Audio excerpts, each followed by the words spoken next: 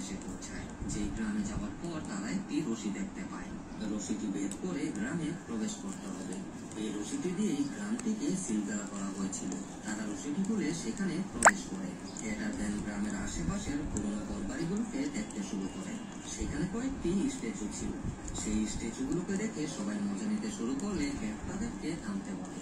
তারা সামনে আগানোর পর একটি বড় বাড়ি তাদের জন্য বেটার হবে। তারা যখন রাতের বেলা সেই বাড়িতে প্রবেশ করে ঘুমানোর প্রস্তুতি নেয়, তখন তারা কিছু একটা ফিল করে। তারা ফিল করছিল তাদের উপর কেউ নজর রাখছে। তাদের আশেপাশে বেশ কিছু আওয়াজ শোনা যায়। ব্যান উঠে চেক করে সে যখন কিছু পায় না, সে তখন আবার ঘুমিয়ে পড়ে। ক্যাটেরও কিছুক্ষণ পরে কোন একটি আওয়াজ শুনে ঘুম ভেঙে যায়। সে বাইরে বেরিয়ে চেক করতে আসলে সেখানে সে একটি ভীষণ দেখতে পায়। সে একটি মহিলাকে দেখতে পায় যে কাউকে জড়িয়ে ধরে চিৎকার করে কাঁদছিল। সেই মহিলাটি যে লোকটিকে ধরে কাঁদছিল সেই লোকটি মৃত ছিল।